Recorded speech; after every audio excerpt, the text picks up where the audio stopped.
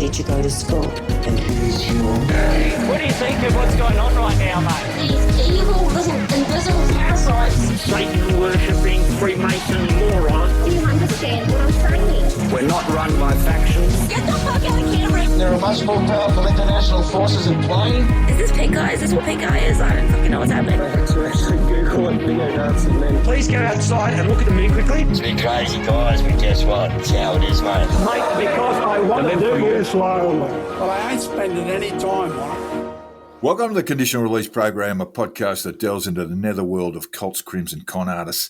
I'm Jack the Insider, otherwise known as Peter Hoysett for tax purposes. And I'm Joel Hill, and in today's news, Monica Smit from Reignite Democracy Australia is a grifter. Well, that's really not news, Joel. I knew that 3 years ago. Yes, but she's grifting again. See, she went a bit quiet there, living low on the old Centrelink and the occasional ring at the hock shop, you know, what can I get for this? But she's back, and this one is a beauty. Yes, the Eva Peron of Reignite Democracy Australia is the grifter that keeps on grifting. Don't cry for me, I've got tinea. Fuck, that is so bad, Jack. I feel bad for finding that funny. And so should you, listeners. Feel bad. Well, I don't know that she's got tinea. She does have a funny eye, but that doesn't rhyme.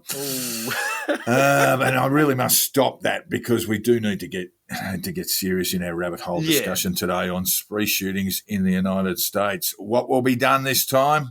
Not much, if anything, I'm afraid. Yeah, that's really much less funny. But in other news that might be funny, the cookers are screaming electoral fraud, which we all expected, which is beautiful. And it's even better than I thought. I didn't think Uncle Clive was going to get involved. Jesus Christ. I thought he'd leave his minions to do it for him. But hey, it's beautiful. Straight to the top. And all your favourite segments have returned. The Week in Pete Evans, Blackhill Fuckwit, and SovCits the Man. Meanwhile, in general housekeeping, we must, as we always do, get on our knees and genuflect to the power of your wallets.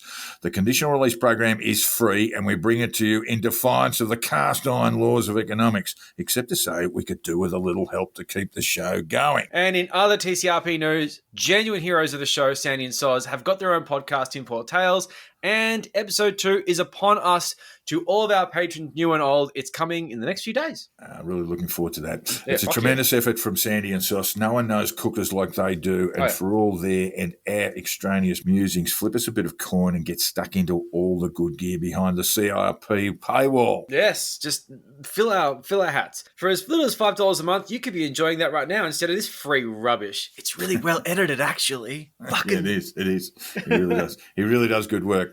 Listeners, tiring. There's a whole bunch of content there, election analyses, world news and analysis, and of course the occasional vomit-riddled extra podcast where Joel and I just blurt out a bunch of shit like People's Treaty. So easy. It's just so easy. It's just so easy to do. I love it. We do enjoy the People's Treaty, and you can find your way to all of it behind the paywall by going to www.patreon.com/conditional release program and make a small investment. The Conditional Release Program, that is. Just Google it. We're going to rise from our knees now because this is pathetic. We're going to put our hands away. You know, you can put your dicks away. And let's get on with the show. Yeah, and that means it's time for the Conditional Release Program's weekly news.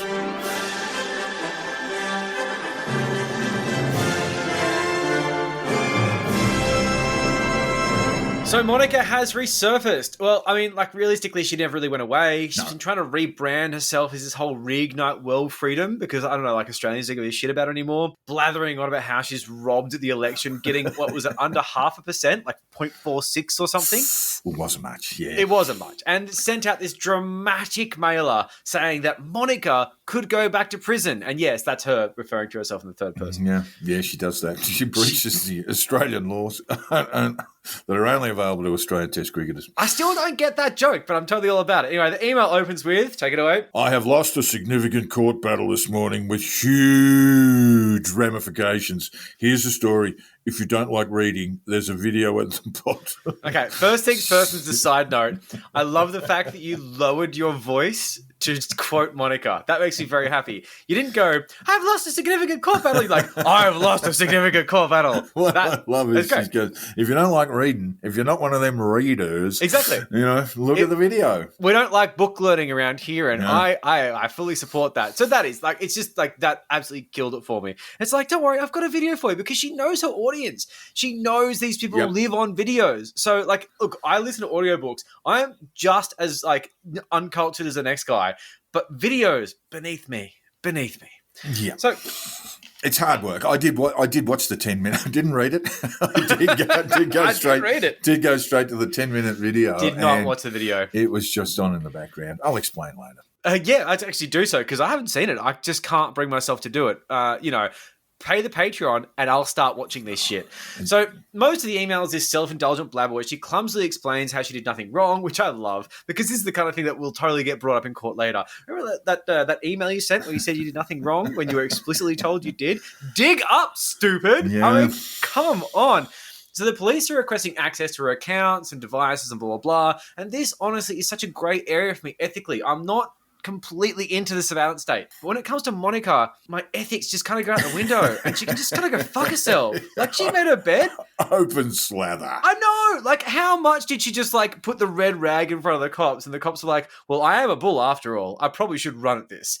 So, like, in her reasons as to why she thinks that handing over the passwords is unjust, she claimed that police will be given a list of political opposition, which is just such a paranoid brain thing to think. Oh, I'll be handing them a list of political dissidents, which they'll root out and shoot like Anne Frank. Like, what the fuck are you talking about, you psycho? ASIO's bound to be busy and packing them very soon. Yeah, you know? Exactly. I mean, like, no one fucking cares. No one cares. You're on Facebook a lot, whatever. So then she gets to the good bit, which is the appeal for money. Yeah. Textbook. So she raised over $300,000 for this battle, and she intends to fight out until every cent is spent, or at least as, like, convincingly. Oh, yeah, I spent $80,000 on this one application. But then she even admits that her legal advice was just to plead guilty and pay the fines and be done with it. Like, that's not dramatic at all. It's just boring. Oh, how can I grift from that? She needs to stand up to the man with a hand out and a hat out for money the entire fucking time. I know. Because now apparently she's gone to prison. But, like, wasn't she up for a fine? Like, I'm still trying to figure out. Maybe she's ratcheted this up from a magistrate's court matter. Now it's in the county court, the district court elsewhere in the country, in the county court. So it's gone up. It's gone up. A rung. Yeah. And now she's standing in front of a judge instead of a magistrate. Yeah. And the police are going, okay, sure, no worries. Cool. Keep coming. We'll just keep going. Yeah, and now she does stand. Look, there is, it must be said, a sentence that she's looking at of a 5-year jail term. That's the maximum jail term. That's the maximum for the incitement charge she's looking at? Okay, for that. Yep. See, this is one of the things I wasn't sure about and didn't have time to look into today. For incitement. Yeah, no, it's a 5-year. It comes with a 5-year jail term. That won't happen, but that is the maximum. Because she was claiming that basically the 5 years that she was looking at was more along the lines of not going along with the warrant to tap the phones. But when it comes down to it, that may be even a separate charge that she's just bitching and moaning about. And let's face it, creating her own problems by not pleading guilty and be done with it. Look, this is the way it's going to go. She'll either plead guilty, which she's not going to do, or she'll be found guilty. And that's it. And this is the thing. That's it. Those are the outcomes. She even admits in the email that the data would be safe if she just pled guilty. And the evidence clearly suggests that she is guilty because incitement is a crime and you don't need to enjoy a law. You don't be like, oh, I agree with that law, therefore I will abide by it. No. You don't get to pick and choose laws. The world doesn't revolve around your dopey take on political philosophy. It's so painful reading the email. She's like, I think these laws are bad, and therefore I don't think they're going to apply to me. Yeah, tell that to every kid who's gone to jail for weed. So as she shamelessly asks for money through this and other badly written missives, it appears that Monica's auntie has appealed for her to return an heirloom ring that she took from her that belonged to her auntie's late mother. How fucking cooked is that? She comes out and she says, how much money would it take to get the ring back? So she knows Monica all too well. And you can clearly see that she's family. She's grown up with her. And so, yeah, a ruby and diamond ring, Joel. Fuck. I mean, it's worth a few bob, I'm sure. You know, not as much when you put it down in cash converters. Yeah, well, probably less at cash converters than it would have sentimental value for Auntie here. And also less than retail value. I just don't think she's searching for the right price. But that's just another story.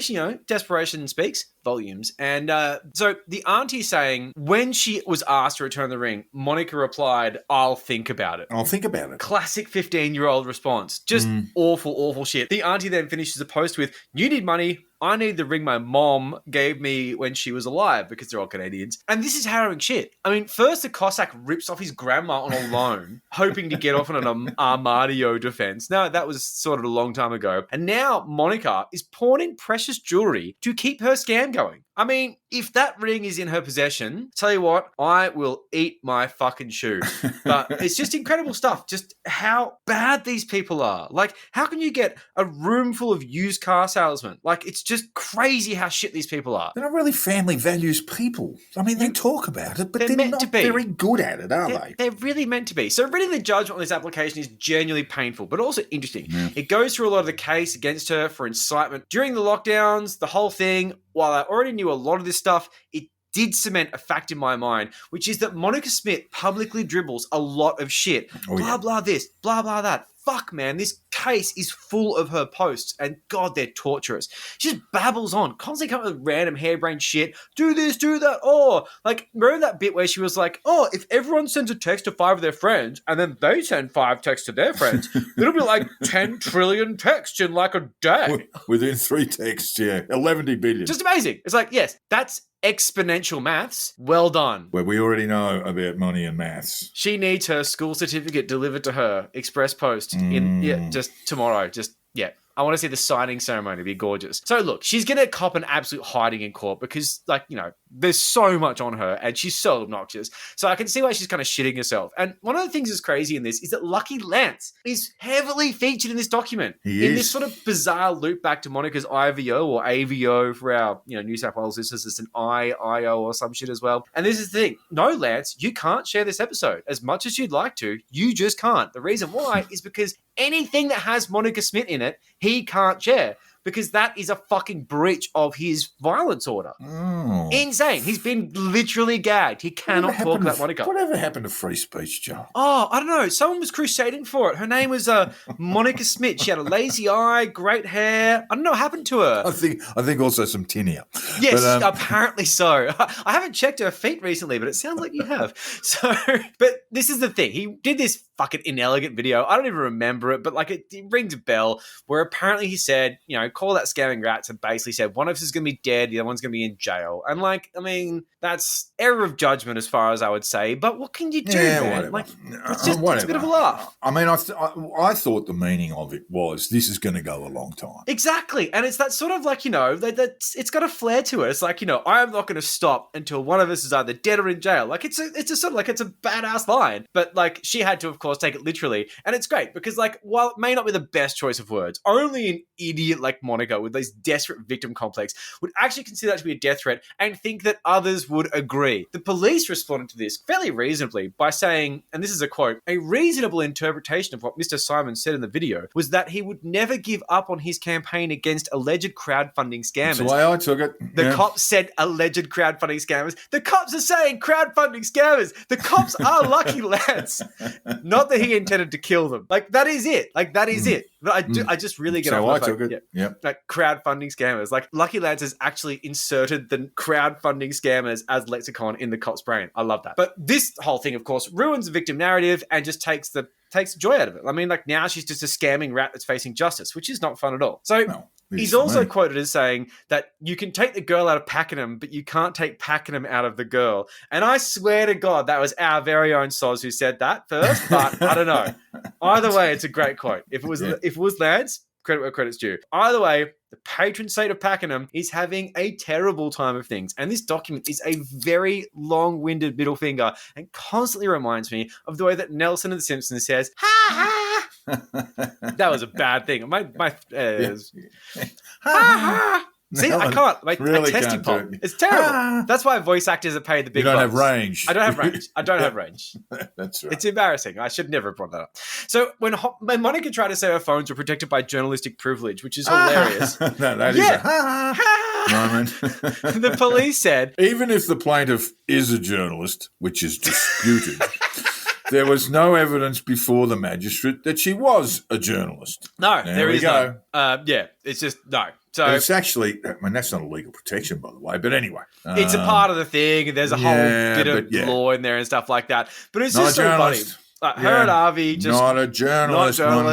just not. But the thing is that you have said repeatedly through the document and in your email that you have God on your side. So let's see what God has planned for you. I'm not sure if it's going to be good. Yeah, it doesn't look good. I mean, No, it it just doesn't. looks like just saying, I want trouble and I'm going to make as much of it for myself as I possibly can. Totally. Here, Monica, have this apple. It's covered in toffee. and if anyone would be so kind as to pay for it all, please. And in matters cephalogical, that is to say matters electoral, there are growing claims of electoral fraud. Damn it, I missed my cue. You Keep going. hanging over the federal election on May 21. Yes, the cookers who didn't run a drum are screaming like poorly behaved children that because they couldn't get a win, it must all be fixed. Yep. Leading the charge is former LNP member for Dawson and Is it? failed Senate candidate Georgie Porgy Christensen. Is he? Yes, he's Georgie. I haven't seen this. Georgie is putting together a website. Oh, the AAC must be all a tremble at the thought of it, where Georgie will assemble claims from cookers, the various about electoral fraud. I feel a segment coming on here, Joel. A new segment. Absolutely. This is going to be beautiful to read. And I was about to say electoral fraud in a deep, drawn-out voice, but then you walked through it. That was in caps in the document. Yeah, where Georgie will assemble claims from cookers various about Electoral fraud. I'm still stunned that he's doing And it'll this. be the sort of, I went to the voting booth, but they wouldn't show me their deeds and titles. I drew a cock and balls on my ballot paper, but they didn't count it as 3 votes. It's still a valid vote, though. It promises to be an exhaustive catalogue of almost unimaginable fuckwittery.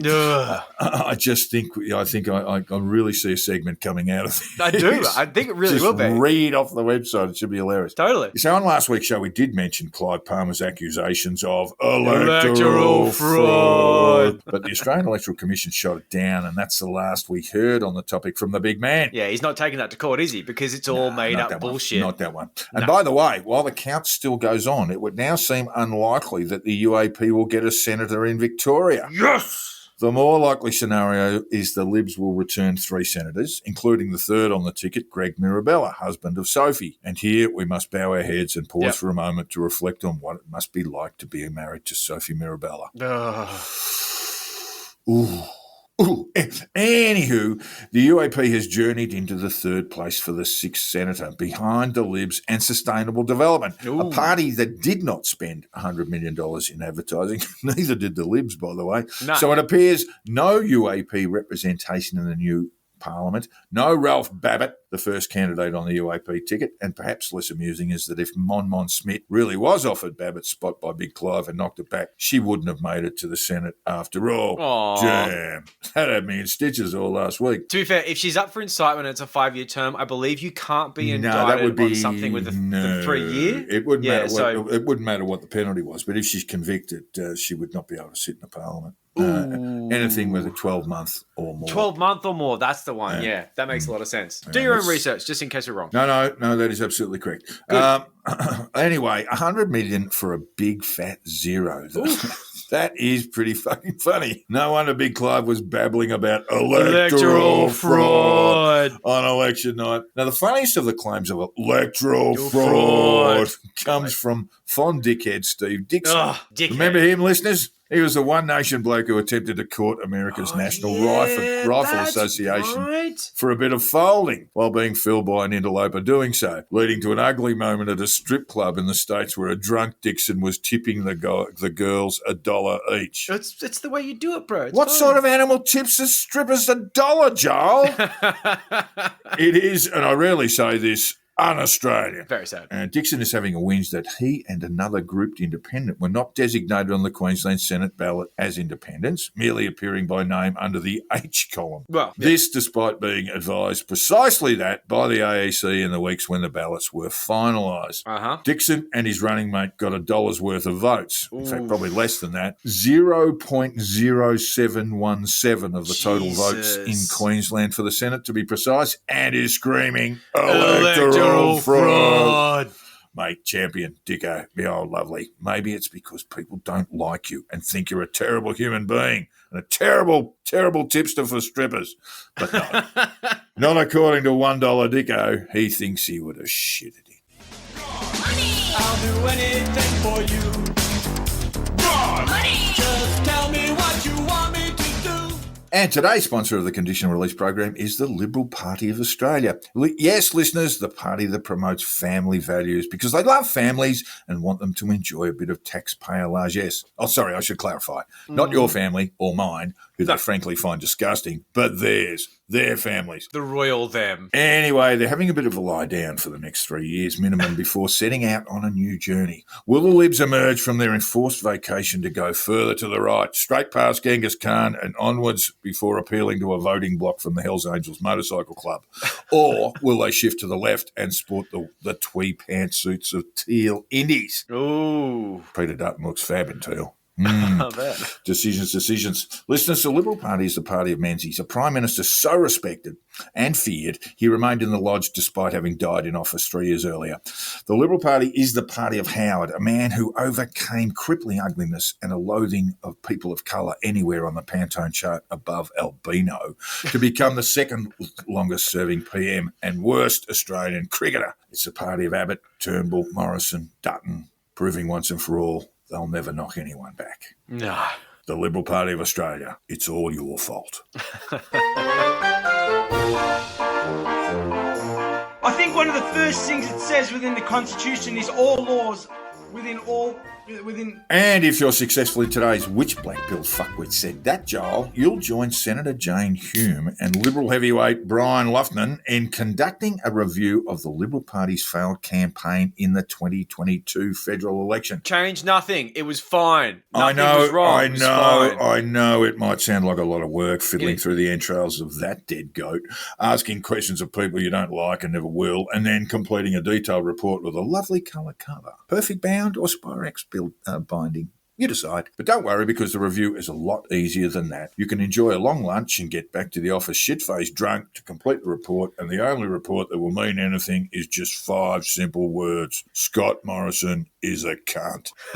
And his fingerprints are fucking everywhere. Report done, and what's more, you're right on the money, Joel. But will the Liberals learn from their mistakes? No. Electing Peter Dutton as leader is a surefire sign that they haven't learned a thing. No. We're better off with that one. So, we go to the quotes now. Some of them are related to the election, but not this one. Wee. When 9/11 happened, we didn't ban planes. Didn't they, for a couple of days, have, no planes? And then didn't they, implement, security? Longer than that, yeah. Yeah. I mean, yeah. All right, Okay. so that's the quote. When 9/11 happened, we didn't ban planes. Obviously, in relation to the Uvalde shooting, that was we have a shooting, so we don't ban guns. When 9/11 happened, we didn't ban planes. Was that guns don't kill people? It's the bullets that come out of them at 1,500 metres per second that do all the damage. Colorado rep and Republican Congressperson Lauren Babet. Probably.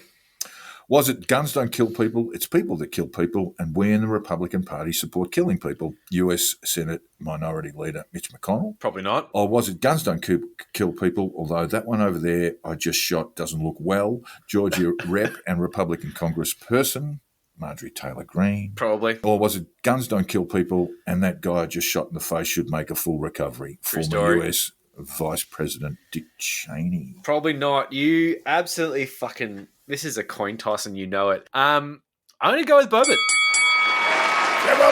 Hey! Yes. Oh, she's a bigger gun nut. It's a good guess because... They're the same person. They're the same fucking person. Nah, she's a bigger gun nut than Marjorie Taylor Greene, than MTJ. Yeah, she does. She carries the gun and she has that... Oh, yeah. Well, they're both open carriers, but Lauren Babet, that's her essence. That's her shtick. Yeah, that's her thing. Yeah. So, yeah, well done. When 9/11 happened, we didn't ban planes. Well, they did for a little while. Yeah. But, don't tell Lauren. Don't tell Lauren that. Yeah. All right, now to our federal election, and some lovely quotes coming up from this one. I hope you heard this one along the way, Joel. It has been around. As Barnaby said to me the other day, sometimes people like to change the curtains. They might still like the old curtains, but they want new ones. They just like to change the curtains. I haven't heard that, but that is dumb shit. Was that John Curtin? Very good. Why not? Or was that National Party leader for a day and former Minister for Harry Potter impersonators, a man with so little to be proud of, David Littleproud? Yeah, yeah. Was that a man so unpopular with the electorate that he came second as preferred PM to a syphilis shanker, Scott Morrison? Ooh, that's hard. That's hard. Or was that referring to himself in the third person in breach of Australian law that prohibits it for all Australians except Test cricketers? Barnaby Joyce himself looking for a job now, Barnaby. Could Barnaby...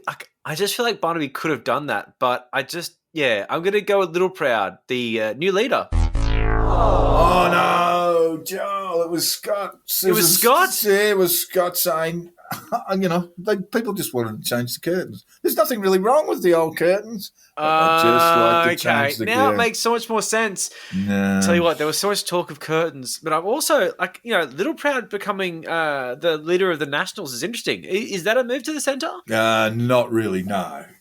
It's a compromise, I would think. There is no love lost between Barnaby Joyce and Darren Chester, the Victorian senior Nat, and they both had a go. Barnaby got tipped out, and that's really the cost of it. They're running around after the election, the Nats saying, we didn't lose any seats, and true enough, they didn't. True, they didn't, yeah. But they probably lost quite a few. Barnaby Joyce probably lost quite a few in Sydney and in Melbourne. Yes.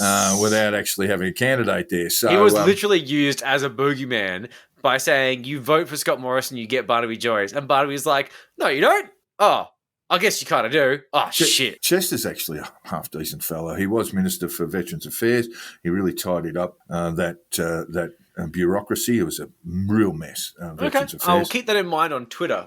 Chester's not a bad fellow and one of the more sensible National Party people, but they've gone in the middle somewhere for David Littleproud. Well, former Minister for Harry Potter impersonators. I should have guessed better on that one. I have no one but myself to blame, as opposed to Scott Morrison or Barnaby. All right. And this is another magnificent quote, this one. I love this. Liberal values are very much Australia's values, and I don't think that Australia understands that anymore. See, I heard this one, and I like it. Go through your options, because they'll be funny, but I know this one.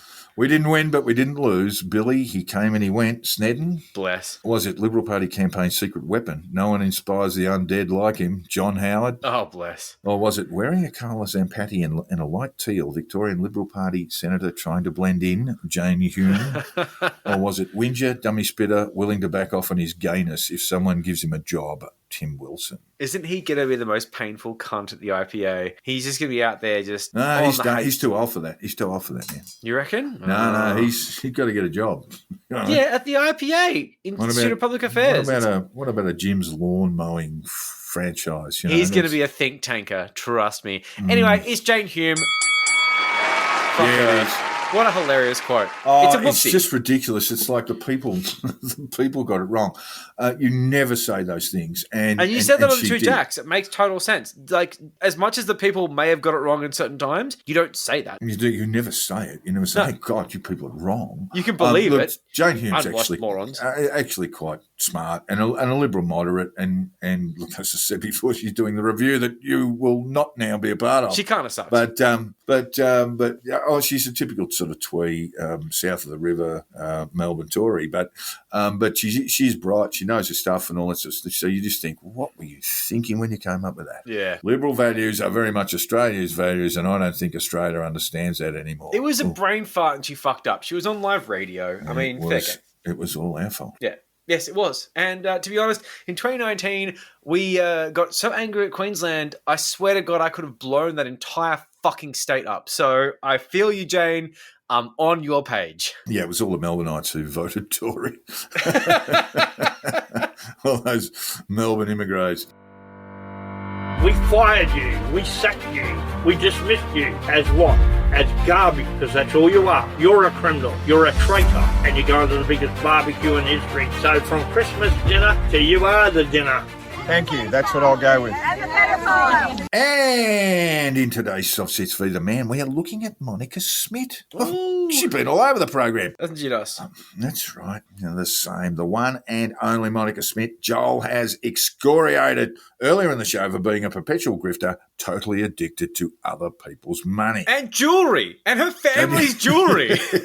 Jesus and Christ. rubies and diamond rings. Why? Just why? Now, look, I don't think Mon is a SovCit, but one sharp-eyed viewer alerted me to her heartfelt video, which I did listen to. Not two sharp eyes? Just one sharp eye? Yeah. No, not that. No, wasn't Monica. No. We'll get on to Philip Molly Malone shortly and how he pointed this out to me. Yeah, so he pointed me out to the video, which I went a whole 10 minutes, in which I got bored and started looking at Japanese pornography just to take the edge off the pervading sense of disgust. It was vomit porn. It's a niche thing. You got to have a hobby. I prefer the tentacles, the squids, the octopus, the octopi. Sorry, Japanese people. Vomiting in a spa. You know, it's niche. It's niche. Anywho, I want to thank Philip Molly Malone for pointing out to me that Monica was filmed with a backdrop of tiny curtains that are often found in caravans. Wow, that is perceptive shit. Yeah, Who's Rain Man over here? Phil, man, you are crazy. And I thought, be still my beating heart. I thought, is Mon living in a van down by the river? Brilliant.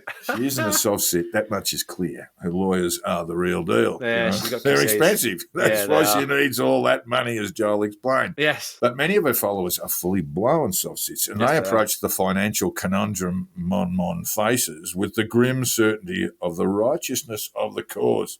They had no money to give, but they did have advice, good SovCit advice from the heart. Aww. Now, I turned to Morgan C. Jonas in the comments on his Facebook page as he helped out his husband-to-be, Mon, raise a bit of coin in the endless grief and pointless narcissism for which he has become famous. Yes. Here's just a sample. Take it away, Joel. Speak to Know Your Rights lawyers. One of the men, Darren Dixon, that goes on the show is also Rod Cullerton advisor.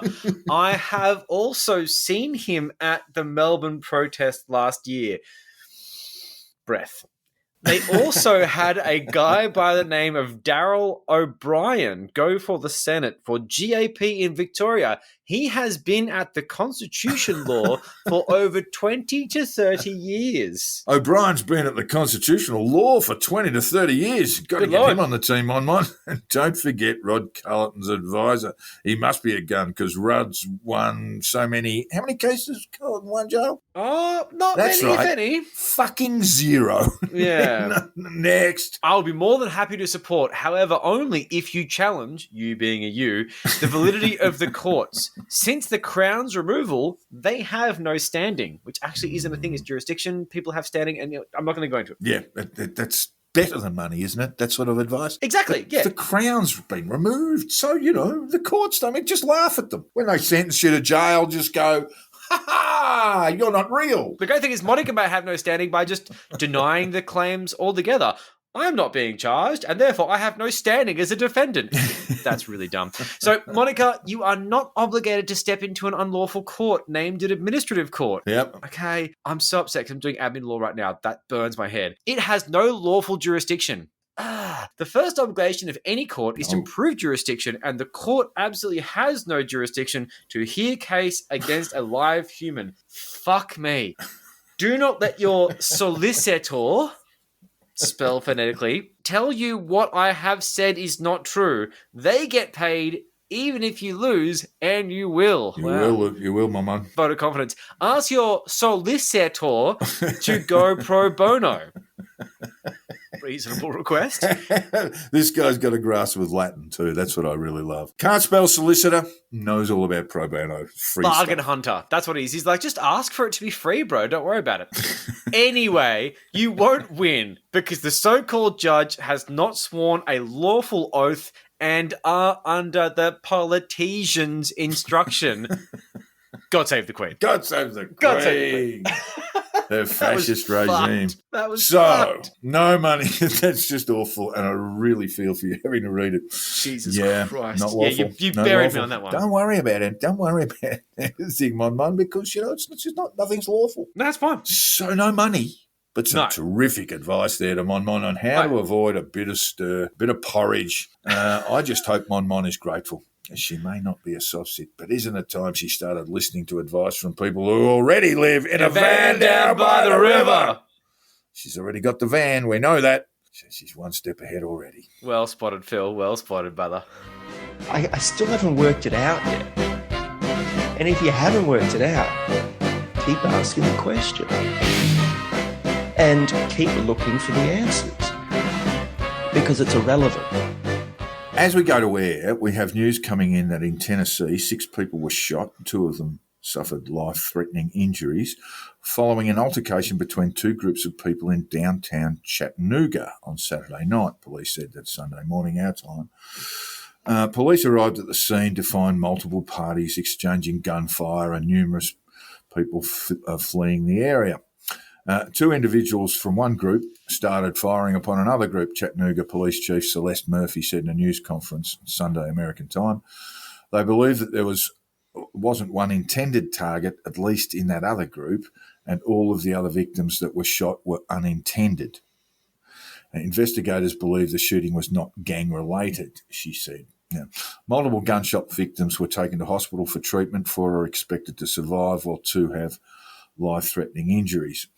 Most of those shot were teenagers or in their early 20s. Not gang-related, just some mass shooting event. So basically what you're saying is the US is the Wild West, where people randomly engage in open gunfire. It sounds like it, doesn't it? You know, Tennessee, close enough. Yeah. Fucking crazy. Just fucking crazy. Frontier stuff, yeah. We just don't do this. It's just... while we're recording on the 30th of the 5th, it's the 150th day in the calendar year. And according to the UN Gun Violence Archive, there have been 221 mass shootings in the US so far this year. So that's more than one a day. A mass shooting is defined as an incident with at least 4 people shot, excluding the shooter. And the shooting comes days after an 18-year-old used a legally purchased AR-15 style rifle to kill 19 children and 2 teachers at an elementary school in Uvalde, Texas. And that in turn came 10 days after another 18-year-old shooter killed 10 people, 9 of them black, and injured 3 people in a white supremacist outrage in Buffalo, New York. The teenage shooter was taken into custody. In Uvalde, Texas, the shooter was shot dead by police. And there is a distinct pattern emerging here about the culprits. They are, for the most part, young, white, and troubled loners, often radicalised and cheered on by Drek on social media. Yeah. And we've all heard the terrible statistics. For me, the one that really drove the problem home was that an analysis undertaken by the Washington Post revealed that 300,000 young Americans have experienced or been witnesses to spree shootings on school grounds.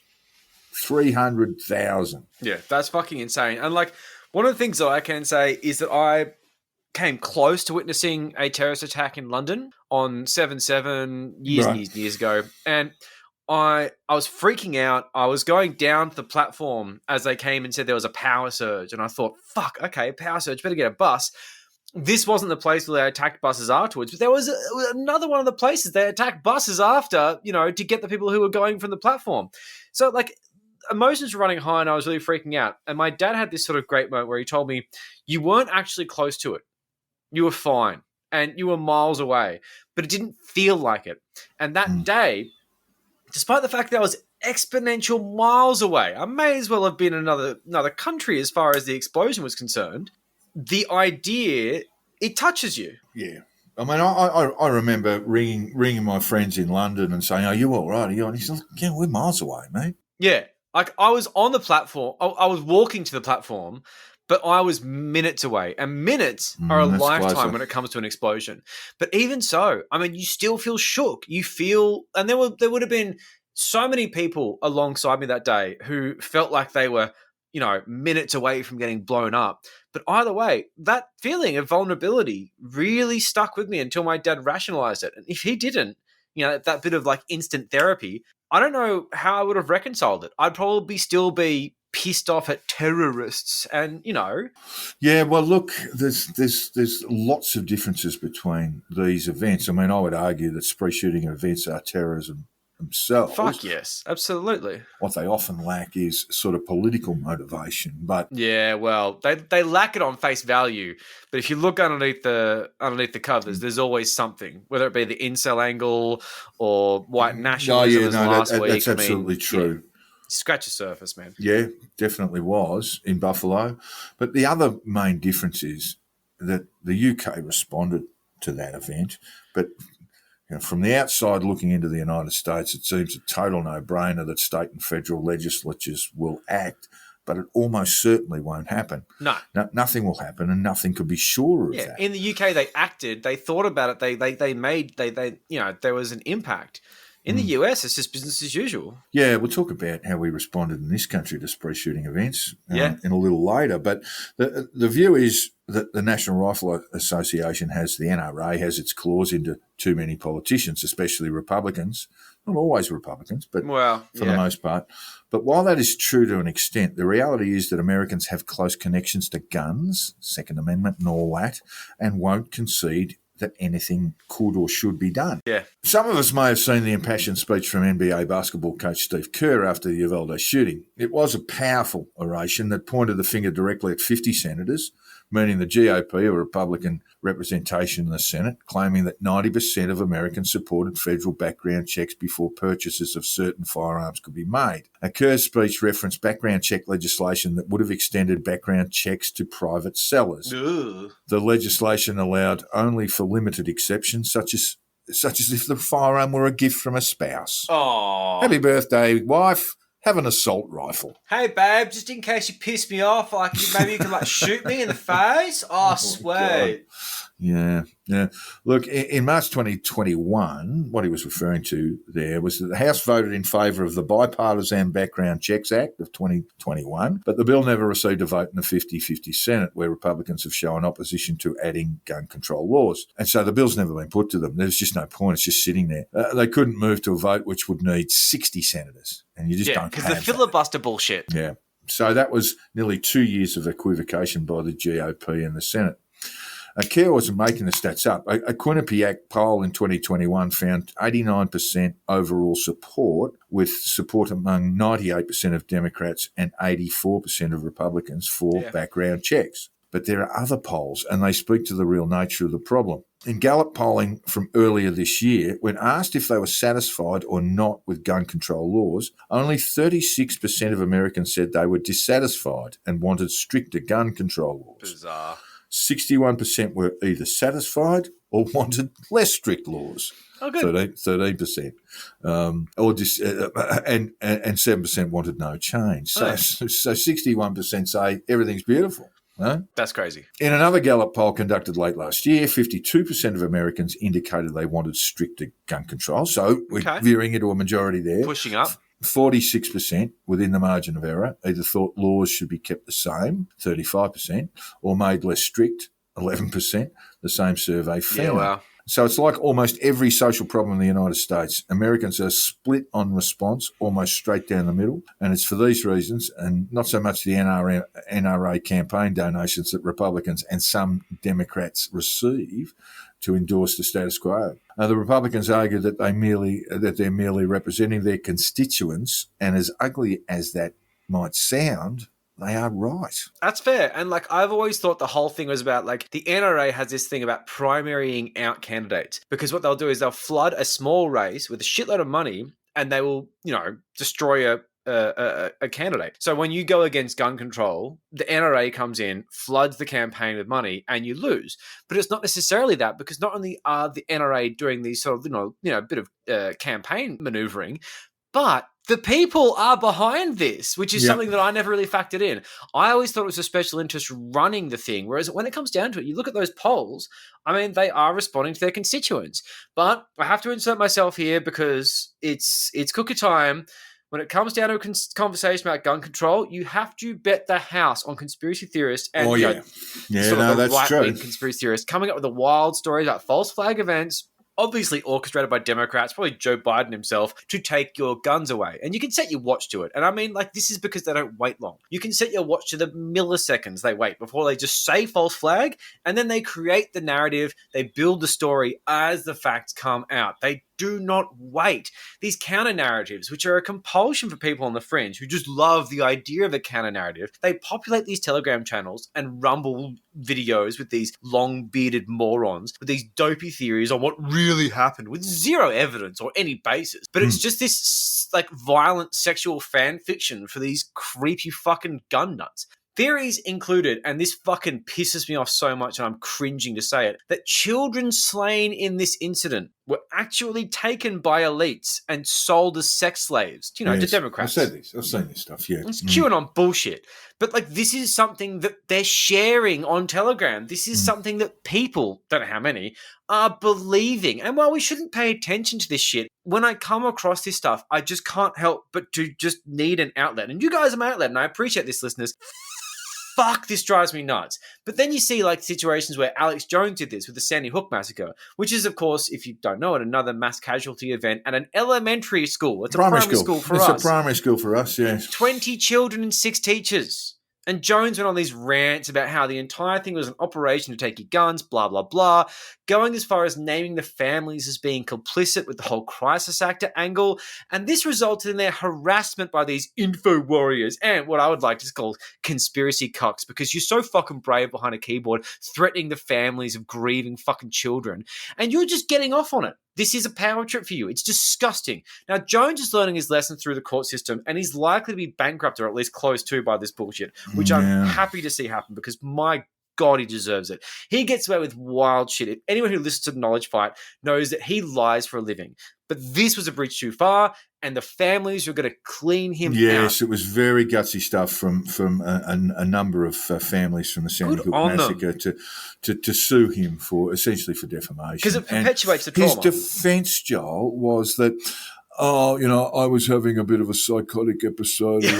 That's right. That was a long time back. Look, I don't know how well he's hidden his money, but that was the end. That was the end for him in terms of any sort of legitimacy. Not that he had much anyway. No. But that was the end of him on YouTube. That was the end of him on any sort of major. He's still platform. going though, and he's still making millions of dollars in sales. He's still doing well. Well, supplement sales, Joel. Yeah, that's exactly it. And in the meantime, we have citizen journalists and sociopathic morons who are comparing photos of victims and making these absurd connections between mass shooting events. I'm not going to go into specifics, but there are victims in certain mass shooting events that they're saying are the same people because of this ridiculous crisis actor concept. It is this sort of depraved behavior that they should be ashamed of themselves, but they're actually really proud.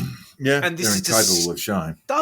They're just fucked in the head. And while a lot of these people who bring up these things are anonymous, and they should be, because I tell you what, if the courts come after you, you are fucked. Ex-bounty hunter and certified fucking lunatic mate of Maria Z, Stu Peters, has been hard at work filling the vacuum of this false flag hysteria left by Jones, who's terrified to do it again because it's about to clean him out and completely ruin him financially. We got to do a show on Stu Peters. He is worth an entire show. He's worth an entire show. The guy's a fucking scumbag. I mean, and the Maria Z crossover, investigating that is going to hurt me.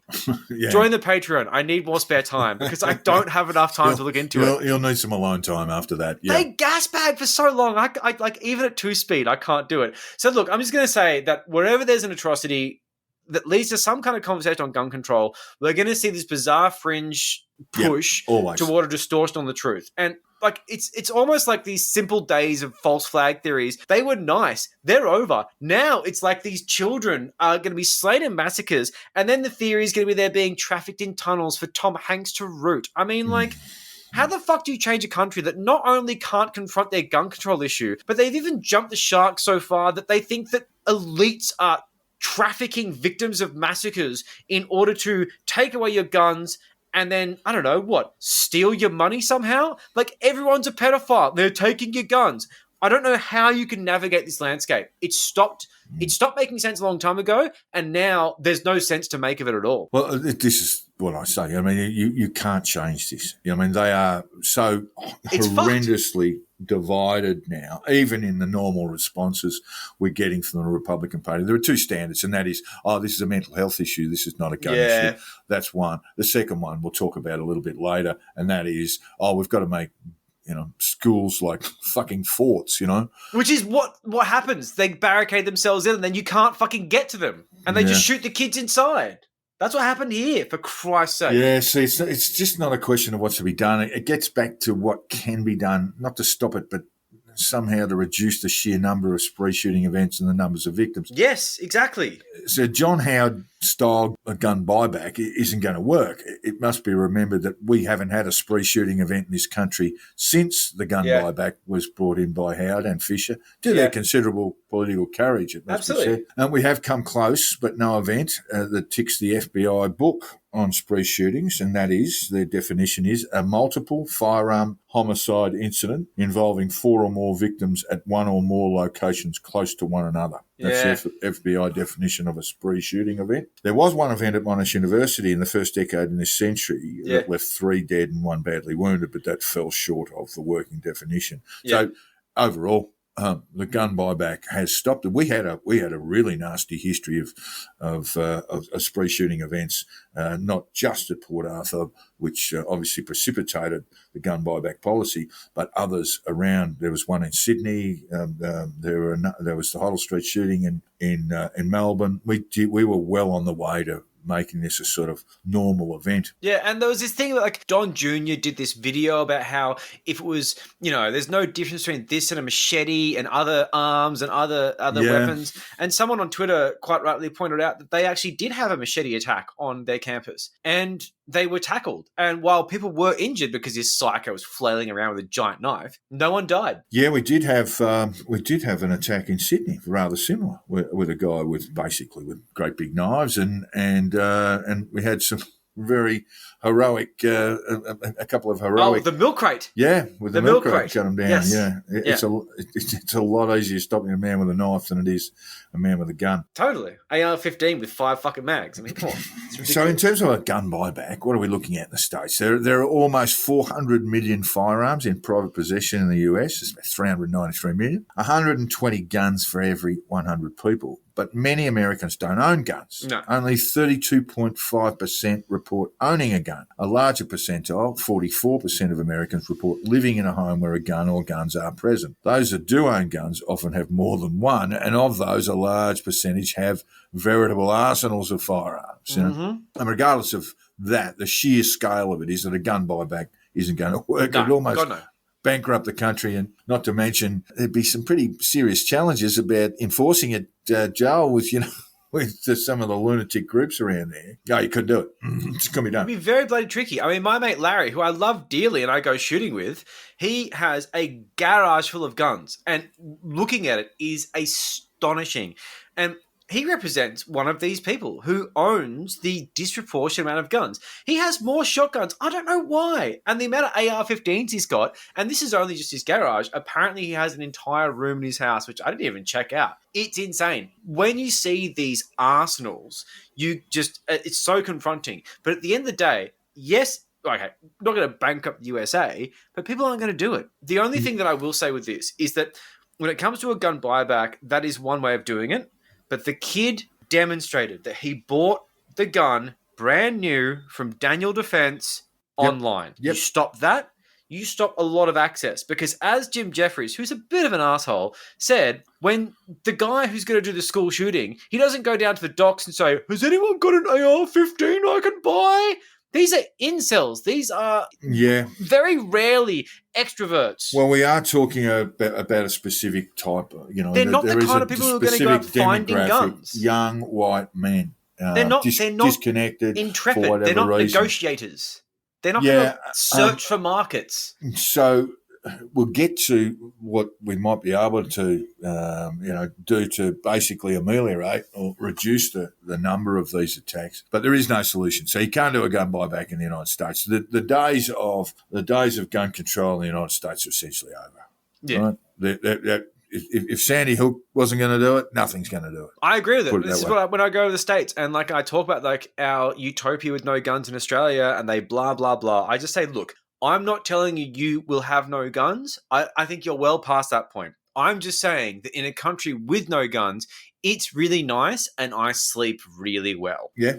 So some of the solutions are getting a bit bizarre, though. So Donald Trump told an NRA convention, a classic piece of timing. There was the Trumpster at a National Rifle Association doing his little convention. dance on the stage. Yeah. Fucking creepy. He said the answer was securing school doors, presumably having something like submarine doors at schools, No, I think he meant just plastering the fat kids onto the doors. But that's their answer. It'll work. There is as crazy as this seems, there's a little bit of sense in that, and we'll get back to it at the moment. Ted Cruz did basically the same. We've got to make schools safer, and that means having armed people on campus, Just like sentry guns just on the corners, just occasionally killing kids, being like, system glitch.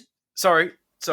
Well, but these sort of stories really are just a way of just allowing the heat on this issue to calm down. So when GOP politicians like Trump, Cruz, etc., have to confront spree shooting events at schools, that's the first thing they talk about: school safety. The good man with the gun.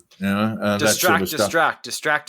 It's just not a good way of doing this, and really, you can't have, or you can if you wish, but it's not a good look. You can't have people with assault rifles. Because if you've got a man with a sidearm in security in a high school coming up against someone with an assault rifle, guess who's going to win that battle? It's not good. Assault rifles are incredible pieces of machinery. They The other thing, as I mentioned before, is this sort of concept that the GOP gets stuck on about, this is really just about mental health.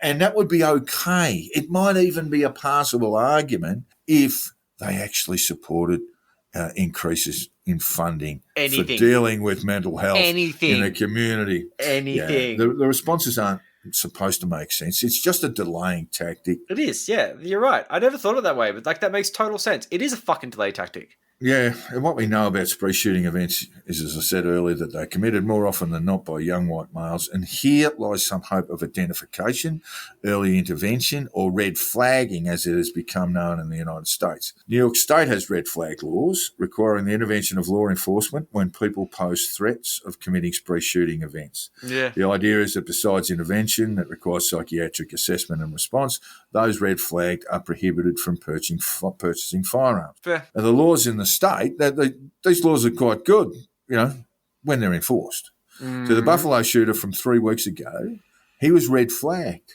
after he made threats of shooting up his high school 9 months ago. No shit. He was identified, subject to psychiatric assessment, but when it came time for the police to ban his access to firearms, the cops failed to act or considered he no longer posed a threat. They basically shrugged their shoulders. This guy was ticking every box. And I'll tell you, the Uvalde shooter was exactly the same. There is no red flag legislation in Texas, but in New York it did exist. But there was a system and it caught him. And they had a system, but they didn't use it. Amazing. That is fucked up. I didn't know any of this. And so on the day the Buffalo shooter turned 18, he purchased an assault rifle. Yeah, that was his thing. That was like and posted the receipt. And we're talking about less than a year after he had made threats, reported threats that were responded to, that he was going to shoot up his own high school. That is fucked. So let's talk about these red flag things, because they are actually quite effective, provided they're enforced. Yes. As of 2021, 19 states and the District of Columbia have enacted some form of red flag law. The specifics of the laws and the degree to which they are utilised vary from state to state. Orders issued under red flag laws, also called risk-based gun removal laws, are known by several names, including extreme risk protection orders. They exist in Oregon, Washington, Maryland, Vermont, and Colorado. And I say the acronym is great. ERPOs. ERPOs. It's like ASPOs in the UK. You're going to love this one. That's a great acronym. Then there's another one called Extreme Risk Firearm Protection Orders. That's ERFPO, John. ERFPO. I like ERPO better, but ERFPO's got a bit of like a snap in the middle. That's in New Mexico. And risk protection orders in, guess where, Florida. Oh, boring. What a crap acronym that is. RPO. Get out of my town. And then there's gun violence restraining orders, GVROs in California, risk warrants in Connecticut, and proceedings for the seizure and retention of a firearm in Indiana. And that all trigger the triggers for these things are a number of issues, but certainly the threat of spree shooting. But like the bedrock is there, and not only that, but it's caught people who have then gone on to do spree shootings when it would have possibly stopped. I'm going to stop. So you never know. You just don't know how effective these laws have been, because you never know. Well, you do know. You're telling me. The only way you're going to know is when they don't work. Okay, fair. Yeah. Look, the aim is to remove firearms and prevent purchase of firearms by people identified as a threat. To what extent they work, is a bit unclear, because these things are only going to be proven effective or otherwise when they fail. Yeah. Right? And the failures are always human failures. They're always a cop or a judge or a psychiatric assessor, a psychologist or whatever. Yeah. You say, no, little Johnny's fine now. He's all right Johnny. now. Yeah. Yeah. The unavoidable conclusion is that in many, not all, but many states with red flag laws in place, they also experience larger than the average amount of gun violence. We haven't, not mentioned in there is Illinois, not mentioned in there is New York, where there is large amounts of gun violence. Yeah. Maryland, there is huge amounts of gun violence in Baltimore. Yeah.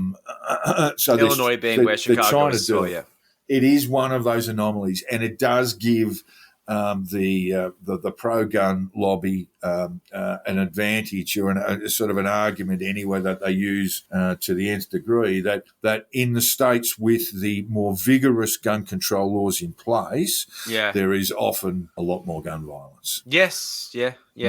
Which an argument, which I hear a lot. Look, it is similar to the situation we do have in Australia with the gun buyback system, creating a system of an underground network of sales of weapons to criminals. So the only people who have guns, really, in a sense, are police and crooks. Yes, but the criminals are the kind of criminals who only use them on other criminals, and they do it sparingly over big meth deals. Yeah, not always. Yeah. Okay. Another federal law under consideration is a ban on the purchase of semi-automatic firearms until the buyer turns 21 rather than 18. That would actually cut out a fair bit, but look, for those living outside the US, it seems the height of madness that young adults can purchase a military-style rifle that with a bit of tinkering can fire hundreds of rounds per minute, but still not be able to have a drink at a bar. I was going to say something, but I knew you were going to get there, so I left it alone. Yeah, it's they crazy. can drive at 15 in places like Colorado, can't have a drink till they're 21. You can't buy a fucking beer. No. Mental. Yeah, but you can buy an assault rifle Just at 18. crazy. Yep, I've had to negotiate. In any event, that proposed law would never get through the Senate. It just simply wouldn't. That is NRA influence. That is Republicans tilting to their constituents, etc., and saying, why can't my little Johnny buy a gun? Yeah, exactly. Yeah, he'll protect my family. He's an adult, Yeah. And depressingly, what we can safely predict is that next to nothing will be done in the US to curb the almost unique social problem of spree shootings in general, and in its halls of learning in particular. Ugh. It's not the only country on earth to have spree shootings. We talked about Australia's history. Breivik. I mean, come on, that was insane. Norway. These things do occur. But in the United States, they're happening at a rate of more than one per day. All the time.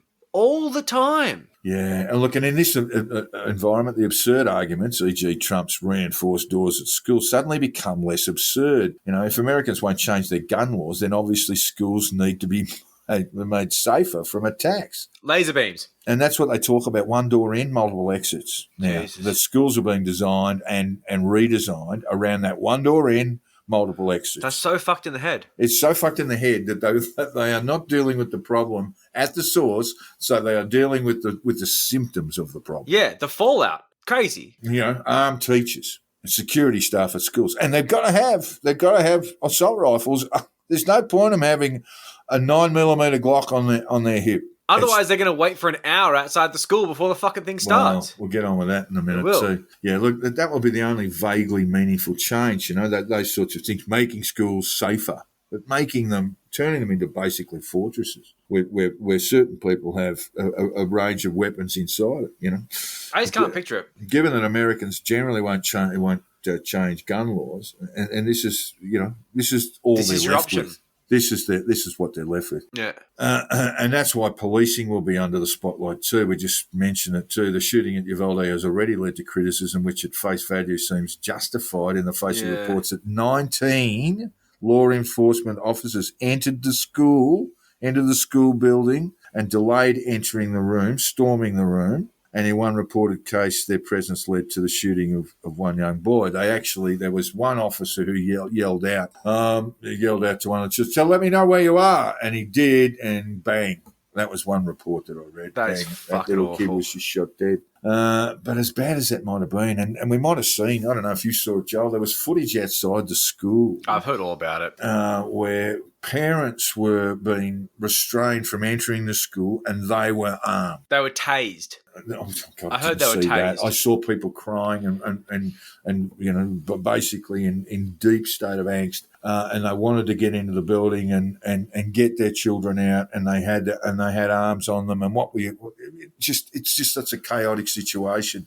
And as bad as that might have been, had armed parents entered that building, what would have happened? I mean, I don't even want to think about it. While it appears on face value and it's easy to be seduced by the headline, which is a complete example of incompetence to have stopped these armed parents from entering the school, risking their lives to engage a shooter and deal out this kind of, immediate justice. The idea of allowing Johnny Rambo from Clyde Street down the road to play out his little hero fantasy is insane. Now, it doesn't sound insane because we've watched too many fucking action movies.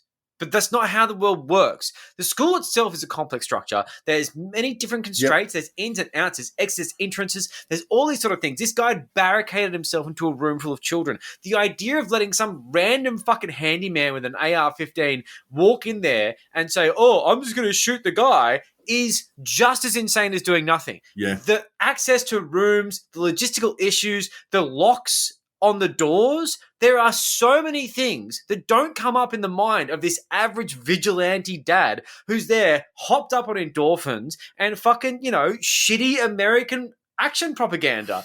Yeah, look, that too. And he's going to behave in a very risky way. Oh, totally. He's going to do whatever the fuck he thinks is a means to an end. And of course, as long as it's not his kid in the way, then it's just collateral damage, just like in the movies. The only issue here is that it did enable the shooter to barricade himself into an area where a set of parameters were there that stopped law enforcement from getting in, stopped the children from getting out, and let him do whatever the fuck he wanted, which is disgusting. He murdered children unopposed in a place that could not be accessed by the good guy with a gun, which is just horrific.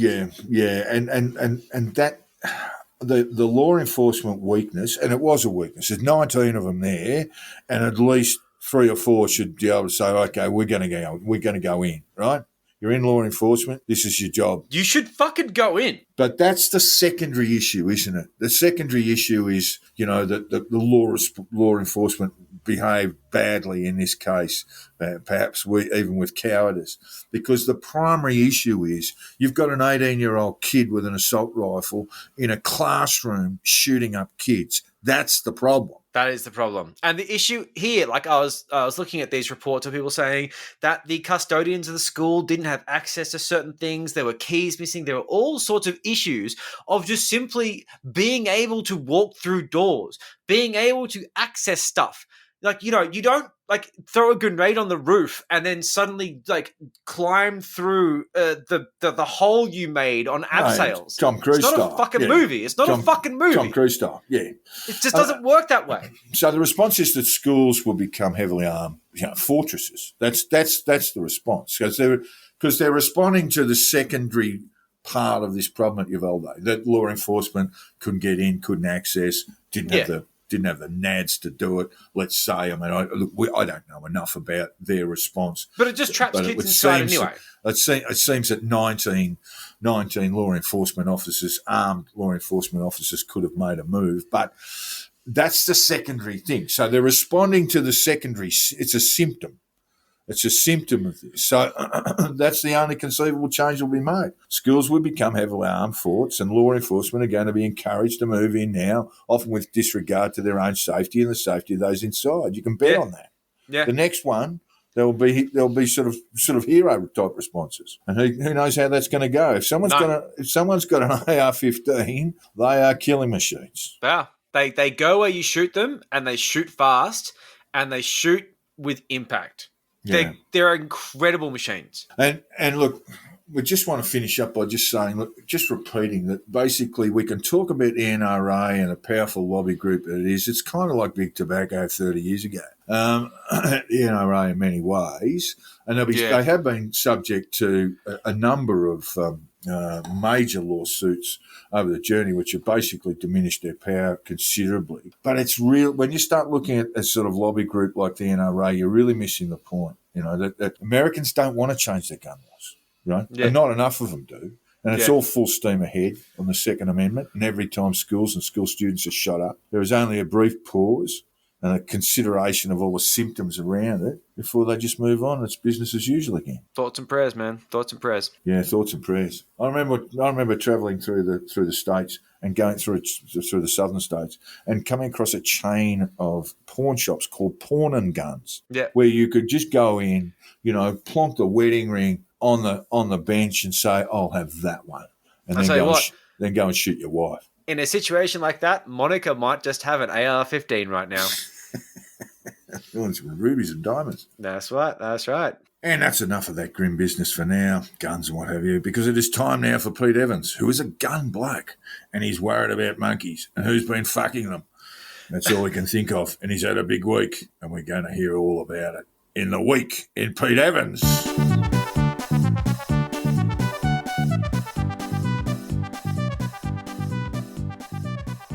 And it has been a huge fortnight in Pete Evans, with the Northern Rivers intellectual nobody making absolutely no time or space for the Australian federal election. Huge, by the way, huge. But for a simple Matrix meme saying it's all a simulation. Yeah, saw that. That was on election day. Just deep stuff from the 5-year-old over here. Really? Well done. But Pete's had his head so far up Tucker Carlson's ass, he's completely forgotten that he even lives here. He does live there. What does my passport look like, bro?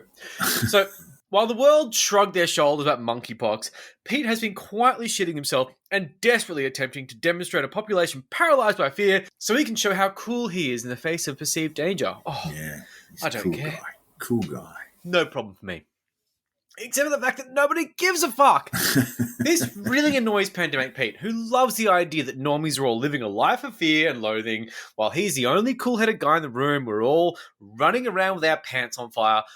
Obviously, the opposite is true. He's gibbering paranoid, and anything that hit the news on any given week needs to become some existential threat and a complex conspiracy involving a web of characters who are not only malevolent, but highly competent.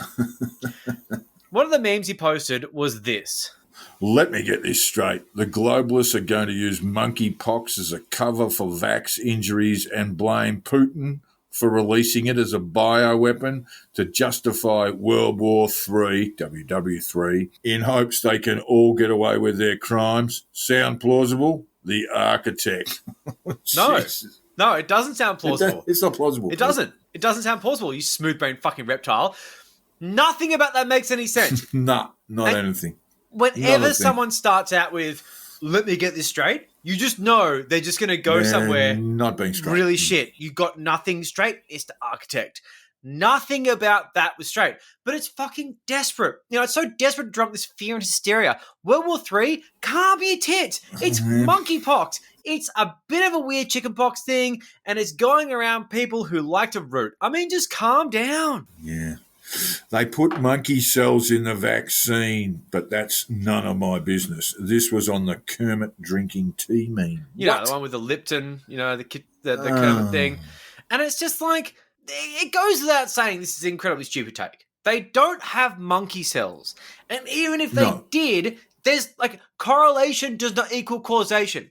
The AstraZeneca jab does contain chimpanzee if you're Joe Rogan or Alex Jones.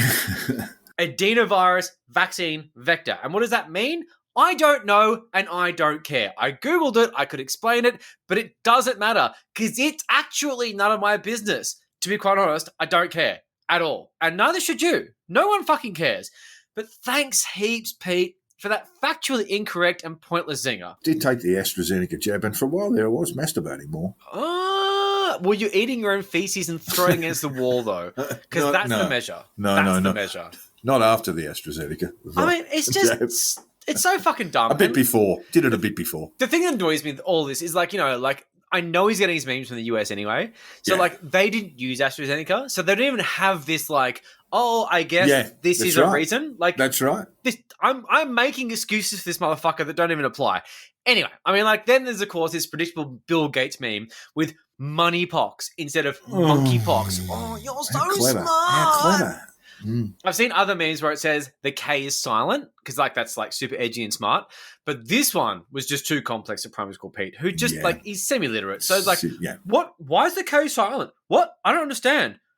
Moneypox. Like, yeah, he's an idiot.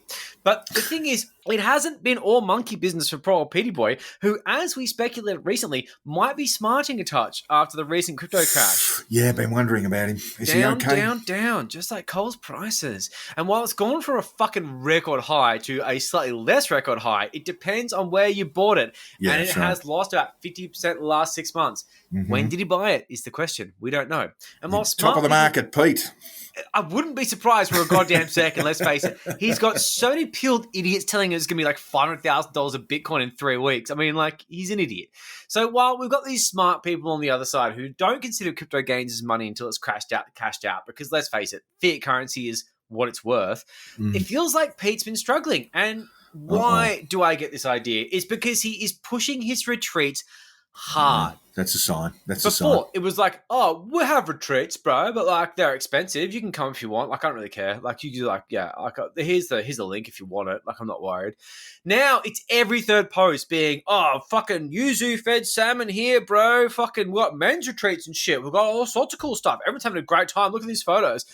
And he also made this bizarre revelation that he cooks barefoot. Apparently that matters. I knew he did. I knew he would do that. I always thought he would. I just... he made a point of it. I don't know why. It wouldn't surprise me to hear that Pete had to start eating his culinary arch nemesis, and this is farmed salmon. He thinks it's poison. No. I mean... never. Hey, look, I like to say it, but crypto's gone down. While he much prefers salmon, which has been force-fed grass clippings and forced to watch Tucker Carlson originals in a wave pool filled with bottled Fiji water, he's had to start eating that supermarket shit since his fake money stopped being worth so much, and now he's broke. I mean, look, it stinks of financial crisis. And finally, in what was a fucking whopping fortnight in Pete Evans, he's being triggered by the World Economic Forum meeting in Davos. Aww.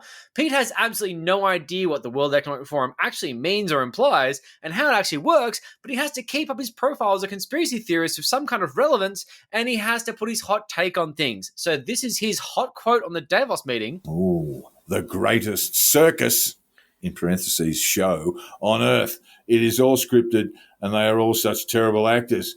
Look, to be honest, he's not half wrong. You would know. Yeah, and if it comes to, sort of any discussion of terrible actors, terrible in front of a camera, you would know, mate. True. And this is the thing. You probably read off a teleprompter. The speeches are written. No one who knows anything is surprised by that. Do you think they just rock up to the podium and just wing it? Have a couple of oysters with some yuzu sauce, a few flutes of champagne, and just crack out some Christmas jokes and see what happens? Of course it's fucking scripted. It's World Economic Forum. They're fucking politicians. Politicians are actors. That's how these things work. This isn't deep. You're accidentally correct. And what you were trying to say is some deep cue drop bullshit about how it's all a movie and you're getting out popcorn. No, Pete, you just don't understand politics, and you never have. You thought you were invited to the Senate. You're a fucking moron. And then you comment on it like you're some sort of expert? No.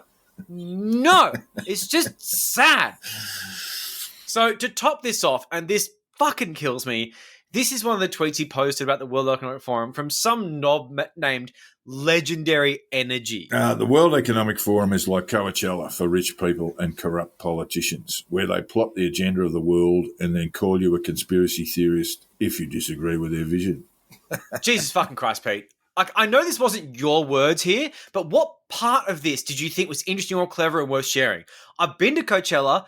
Nobody was plotting anything. I saw a couple of kids smoking meth, first time ever. That was weird. On some foil in the mosh pit, a lot of dude bros who genuinely, clearly don't understand the lyrics in Rage Against the Machine, but love it anyway and violently flail around regardless. And by the way, you're not a conspiracy theorist if you disagree with people. That's called discourse. That's fine. You're a conspiracy theorist when you take a perfectly normal series of world events with a normal worldview and you turn them into some completely distorted horse shit fan fiction to feed your addiction to paranoia and your compulsion to just disagree with normal narratives. Not Coachella. You've never been there. Just get fucked, Pete. I can't handle this anymore. And stay off the monkeys, mate. Stay away from the fucking monkeys. Just stop sniffing their bums. You have been listening to the Conditional Release program with your host, Jack the Insider, Joel Hill. If you haven't already, hit the subscribe button. And if you've enjoyed our bullshit, throw us a 5-star review on your podcast app. Jack can be found on Twitter on @JackTheInsider and Joel on @CrunchyMoses with a K. Set up a Facebook page you can find fairly easily. Just search the words Promoting a Podcast. Easy said than done. We appeal to you every week. Just share our shit. Just fucking do it. Come on, man. A lot of people doing it, and we're very, very happy with that. You are lovely. I'm an ingrate. I'm an ingrate. We are very, very grateful. There's a few who do it every day. It's very good. Yeah, no, we thank them. And anyone else who wants to have a lash, please do. Don't be ashamed. I will not only retweet you, I'll follow you. If I don't already. That's the promise. And as we said at the front of the show, the Patreon is up and running, and we ask listeners to consider throwing a few dollars our way. Ooh, for as little as $5 a month, you'll have access to all sorts of bonus content. Some of it's good, some of it's shit. But if you give us even more money, you get a whole bunch of other benefits. You can even watch us record the show. When we get to 1,000 patrons, we promise that we will get involved in expensive litigation and just keep hitting you up for more money. I mean, like, they'll be begging emails, videos. We'll stand outside your house with a hat. We're going to do it. We're going to do all of it. We love the grift. It's just we're not as good at it as Monica Smit is. No, we are as good. She just has better hair. Don't sell yourself short. So join up patreon.com Well, she does have the tinea. /Conditional Relief program. Well, the tinny is going to go away. We need to buy her some cream. Give us the money. We'll send it to her. And finally, all feedback, tips and death threats should be sent to the conditional release program at gmail.com. We would love to hear from you, even if it's to tell us you've just heard from George Christensen and you now have proof of electoral fraud. I can't believe he's pivoted to this, but of course he fucking has. Yeah, of course he has. Thanks, listeners. Thanks, listeners. See you next time. I don't think I ever want to talk to any of those people. Fuck me, you guys are bastards.